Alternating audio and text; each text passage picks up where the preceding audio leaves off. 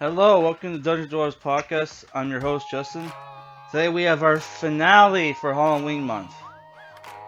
Today we're reviewing Night of the Living Deadpool by Cullen Bunn.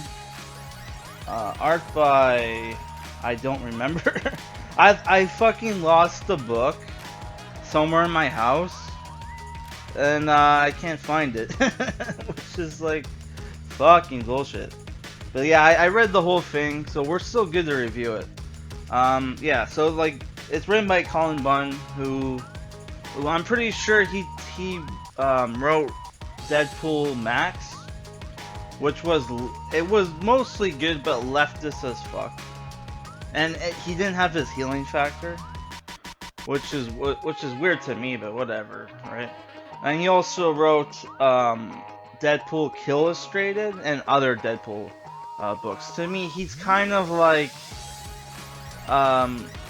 he's better than Daniel Way, but that's not saying much. But at least Daniel Way books are fucking awful, but at least they're like colorful and fun at times. And though it has that feel of being written by like a frat boy, like there's very frat boyish dialogue, and like Deadpool, Daniel Way's Deadpool was like the pretty much what they based off the Deadpool movie off of, which sucks because he's fucking awful. I haven't. The thing with Deadpool is I was a huge Deadpool fan, but as I get older, now that the bandwagon is is long gone, long dead and gone, I'm starting to realize Deadpool is not that great of a character. But the reason why we're reviewing this book is because we started off Halloween month with a Deadpool book. We're gonna end Halloween month with a Deadpool book. It's like poetry, it rhymes. Which that's a George Lucas reference. So the Deadpool book that we're reviewing, Night of the Living Deadpool, I thought would just be like a ripoff, or sorry, a parody of Night of the Living Dead, which honestly, I watched that movie, I didn't like it at all. But it's kind of, this book is more like, it's pretty much Deadpool roaming the America while the zombie apocalypse has pretty much decimated America. sorry to, yeah, yeah. So like, there's a lot of references and parodies to like other zombie books. You got like zombie books and movies. Even there are Walking Dead references, which this book came out 2014, so of course there's going to be Walking Dead references. Though they ripped off one of my favorite fucking vampire movies at the end of the book, which I did not appreciate much. It's like, at first it's like, oh, they're going to rip off World War Z, right, with Brad Pitt. Which that movie, I thought that movie was okay. Apparently the book is way better, but then again, I've read comic books by Max Brooks, and I don't have high hopes for like how good World War Z is, but I'll check it out maybe one day. But knowing that because at the beginning of the book they pretty much tell you they already cured the zombie virus, so it's like, what's the point of reading it when I know it's like they already fixed it, but whatever, right?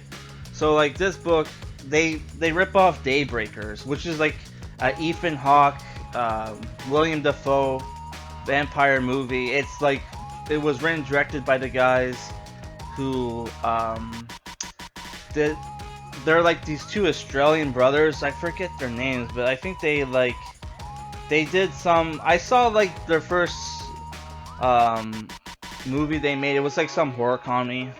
Let's just look up Daybreakers for a sec. It only has a 6.4 out of 10. That's fucking bullshit. It's by Peter Spurg and Spierig and Michael Spierig. It looks very much like Spurg. Oy vey. Yeah, but they also did another great movie, which is called Predestination, which is based off Robert Heinlein short story called All You Zombies.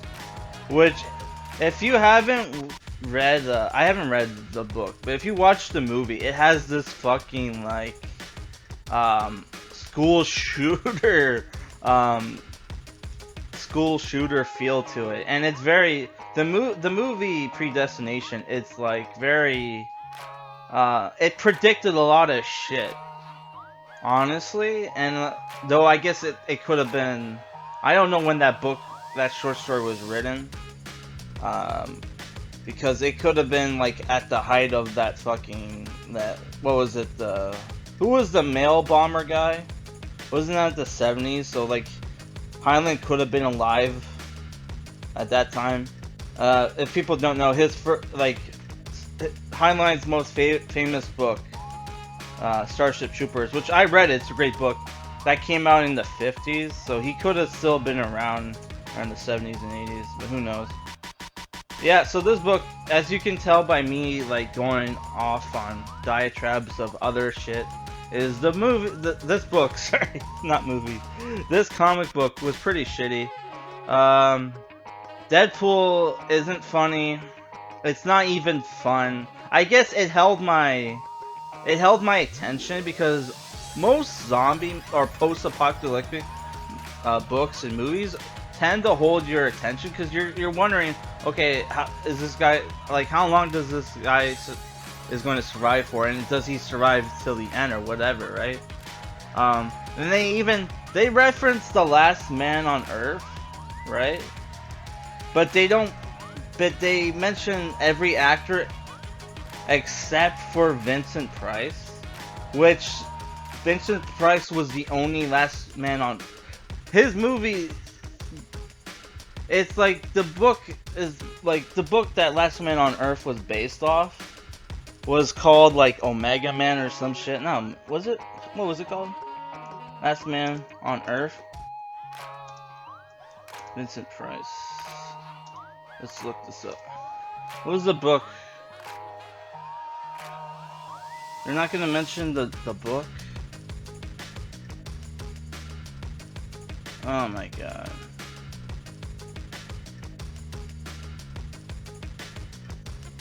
No, they're not gonna mention. Fucking piece of shit. They're not mentioning the book that's based off. Whatever, it's based off this book. I think it's either called like Omega or like Last or like I Am Legend or some shit. Which like the other movies based off Last Man on Earth. Or sorry, they're all based off the book, but like the Last Man on Earth was the first one.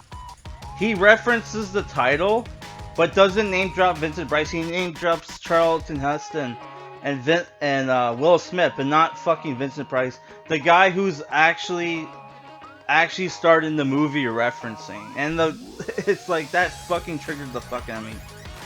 Cause I haven't watched the Charlton Heston movie, but I heard that movie. So I have seen I Am Legend. I've seen the Vincent Price movie. The Vincent Price movie, honestly, I watched it, like a few years ago, and I thought it was really good. And though the version I saw in black and white, and someone made a version of the movie using AI to recolor the whole movie. So I checked that out, and it's on YouTube for free. You can watch that. It was pretty good. But that one doesn't have zombies. They're like vampires. Yeah, that pissed me off because you fucked up your references. So it's like if you're gonna reference something, get it right, dude. But I guess that was the fucking joke. I don't know. The book was shitty. It's like a 4-issue like limited series, but it's like super like thin. Which, like, to save money, the comic book industry kind of like started like did this thing for a while. I don't know if they're still doing that, where books are shorter, but then they're cheaper, but then they raise the price again. So it was like, what the fuck, assholes? But yeah, the book is super thin, right? I don't even think it took me an hour to read, because I think it took me like 40 minutes at best, right? and it's like it was like 19 Canadian, so like American, I don't know, like do the math. So it's overpriced. The book is not funny, right? The action is okay, I guess. Most of the comic book is in black and white. And I should mention that Deadpool is a retard in this fucking book, right? He gets bit by a zombie, he heals, but his fucking wound, where the wound used to be, feels weird. It's still in pain. So he goes into this town it could be the last fucking settlement of people on the fucking in America, for the whole world, for all we know. And what fucking happens? Deadpool becomes a zombie and kills everybody. But once he's done killing everybody, he magically turns back to normal. And it's like, what the fuck? Deadpool, you're such a fucking retard. And then there's the whole thing where like he finds out like this guy. At first, like he was told there's a superhero in town. He goes in, finds out the guy's from like AIM, and like threatens him. It's like, you fucking terrorist. It's like, dude, you worked for AIM. Like, you used to work for AIM and Hydra and all those fucking guys. Where do you guys think? Why do you guys think he has like sidekicks like Hydra Bob and like AIM Bill? Because he worked for both those groups. It's like one of my favorite Deadpool books, which is written by Victor Gischler. Who's Victor Gischler? Honestly, besides from Joe Kelly, he's probably the best Deadpool writer. But he had his Deadpool series canceled, Deadpool Core, R.I.P. I remember I had Twitter at the time, and I messaged Victor Gischler and about like how sorry I felt that, like, you know, that they were canceling your book. I was a huge fan of it. And he's like, and like, it sucks when that they canceled your book, but like Daniel Way is still putting out the Deadpool main series when you're a way better writer. And then he actually messaged me back and was like, yeah, thanks for messaging me back. And also Daniel Way, he's a good guy. He's like pretty much like White Knights for Daniel Way, but like it was nice that, like, he used to actually, I would message him and he would message me back, so he was a pretty cool guy. I honestly, I should probably review more Victor Gischler books, but the problem with that is I really like Victor Gischler, but at the same time I'm a reviewer, so it's like I don't want to review his shit and like give him like six and like, you know, 7s or whatever, and like him finding it's like finding out, it's like, so we're like, that's why we'll probably not review any Victor Gischler books unless they're really good, and then I'll upload a review. Like, people forget, like technically a 6 and a 7 is good, right?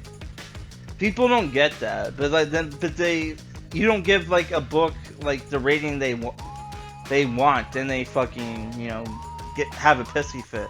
Like this Chainsaw Man, like people, which Chainsaw Man is going to be in the loser circle for fucking Halloween month, where I'm up tomorrow. I'm gonna upload a video where we're gonna celebrate the kings of Halloween month and the losers of Halloween month. And by the way, my rating for this book is like a 5.5 out of 10.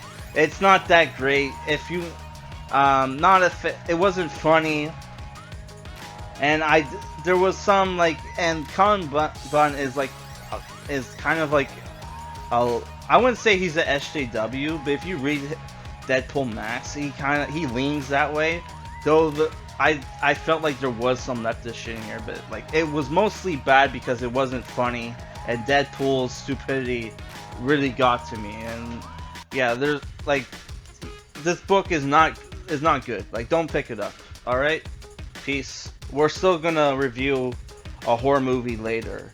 It's a very special horror movie made by a crackhead director, which took like 6 or 7 years to make, and he died right after. So look forward to that review. Bye.